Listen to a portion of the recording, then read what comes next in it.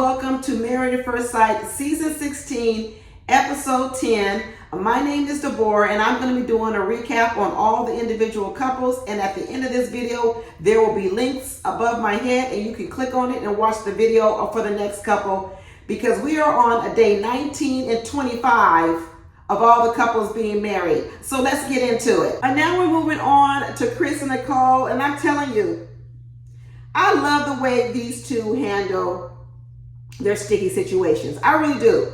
Now, I know in this situation of when Chris confesses to Nicole that, hey, I just want to let you know, I'm gonna nip this in the bud. I just want to let you know that, earlier, back when we was in the honeymoon, they pulled me aside or by the honeymoon or wedding or whatever, and asked me what I thought of your looks, because they ask everybody that question. And you know what? I'm going to tell you what I said, because I don't want it coming back to you in any kind of way. You know what? I appreciate Chris for that. Because one thing I know about Chris is a better safe than sorry man. One thing Chris is trying to do out here is he's saying, I'm not making the same mistakes. Chris is saying, I'm not making all the same mistakes I made in my previous relationship. And I'm not going to be the person that people were to me in my previous relationships. And one thing he's decided to do with Nicole is I'm going to tell you the truth. It may hurt your feelings, but I'm going to try to say it with as much care, concern, and empathy as I can. But I am going to tell you the truth. I'm not going to start off our marriage lying to you. This is why he's willing to tell her, listen, I'm not saying I'm not going to fall in love with you or I'm not going to love you, but I'm going to tell you right now, I'm not in love with you right now. When he starts to tell her, like, I'm not sure I want to move in right away, he's going to move in with her. But one thing Chris doesn't do is he doesn't overpromise and underdeliver. When he was crying about those dogs, because the dogs were going to get separated, and I told you guys, Chris was crying because he foreshadowed something coming down the line and he didn't know how to solve the problem. And he was crying. We got to get ahead of this. There's a problem down the road. We need to get ahead of it. And I need to cut it off at the pass. And this is what Chris likes to do. Chris likes to cut problems off at the pass. Let's have open and honest communication so no one is blindsided, because I don't want to be blindsided. That's what he's saying. I've been blindsided in past relationships. I don't like how it felt to me, and I'm not going to do it to you. So let me just tell you right now, because I'd rather tell you this in private. Of course, cameras are there, but I'd rather tell you this here with me and you in the living room. I'm sitting next to you close with my hand on you, arm around you, touching your hand, versus sitting at some table and the producers go over to another one of these so-called cast members and tell them, hey, I want you to spill the beans that Chris said behind Nicole's back that she was thick. Chris said, you're not going to catch me like that. You're not going to catch me like that, producers, because I'm trying to stay married. I'm not trying to be on this show so you can get some gotcha moments, so you can rack up some ratings. Chris is saying, I'm trying to have a real marriage. And real marriage means telling your partner honest things, even though you know it may hurt their feelings, and saying, listen, I apologize for it. I'm not going to do it again. But what I'm not going to do is I'm not going to sit over here and lie and just hope that no one ever calls me out on it. Kudos to you, Chris. Kudos to you. And let me give Nicole some kudos. Kudos to Nicole for handling it the way she did and not blowing up at him. Kudos to Nicole for realizing that she's the one with body dysmorphia. You see, this is a person saying, you know what? I recognize I have body dysmorphia. I recognize that I may take certain words and they may sting me a little more than the average person, because you know what? I have body dysmorphia. Some people may not be offended by be called thick. There's a lot of people. There's a lot of people who wouldn't be offended by being called thick. But what Nicole was able to articulate was, you know what? There may be some people who may not be offended by being called thick, but I'm not one of them, because I have body dysmorphia. And because I have body dysmorphia, that would be a word that would hurt me. And so I would just ask that you refrain from using it. There you go. And what Nicole did was she owned her stuff. As opposed to people like Gina, when he called her not athletic and thick, and a little thicker. You know what Gina said? That's a lie. I'm not thick. I'm a size 28 and I'm athletic. Girl, no, you're not.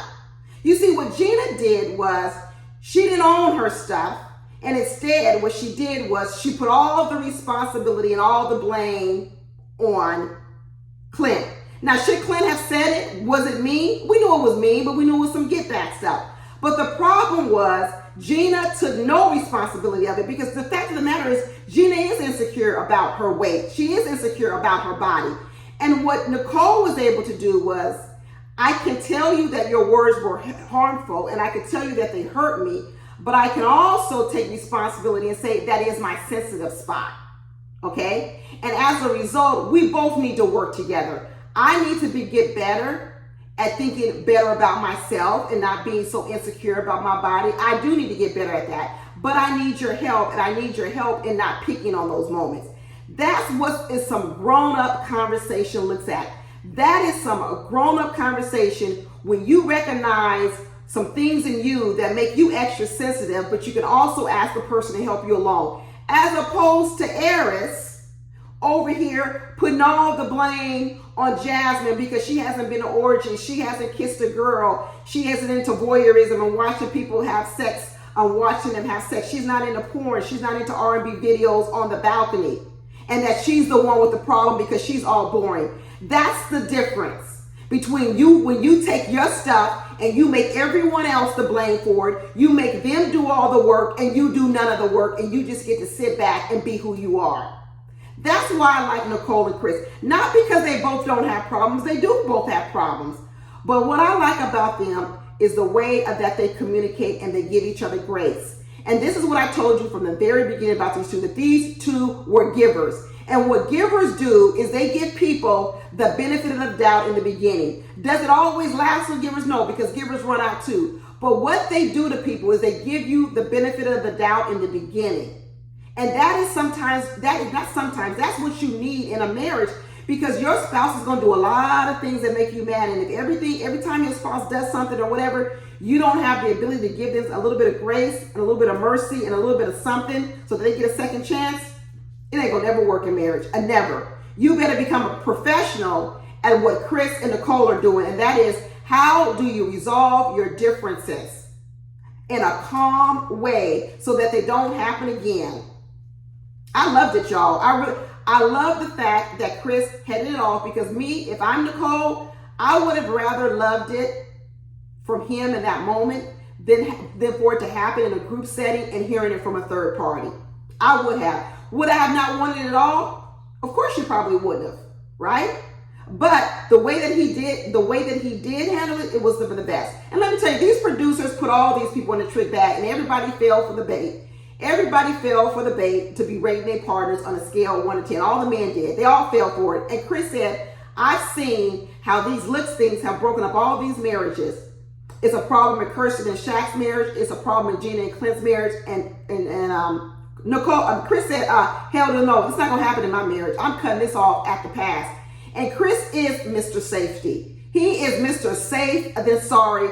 And sometimes he gets ahead of problems, way ahead of problems before he needs to, because he don't want no problems down the road. None. None. He is the safety patrol. And I know people keep calling Chris as a pushover. Even as I saw a clip that Nicole's dad is going to say that Chris is a pushover. He's not a pushover. I really don't want anyone calling Chris a pushover. Chris doesn't just care about everything. Some things just don't worry him. That's not the same as a pushover, because Chris stands up for himself plenty of times with Nicole, all the time. As much as Nicole is trying to run over Chris and darn near beat an I love you out of his mouth, Chris holds his ground. He says, I'm not ready to say it. I'm not going to lie to you and tell you things that aren't true. Chris is a truth teller. He says, I'm not going to tell you that. When I'm in love with you, I tell you.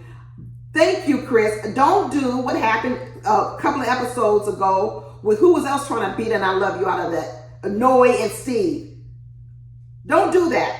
In every episode, Nicole is asking, do you love me? Do you love me? Do you love me? Trying to bully him into saying that he loves her like a freight train. And Chris, he says it with a smile. No. He goes like, no, I don't.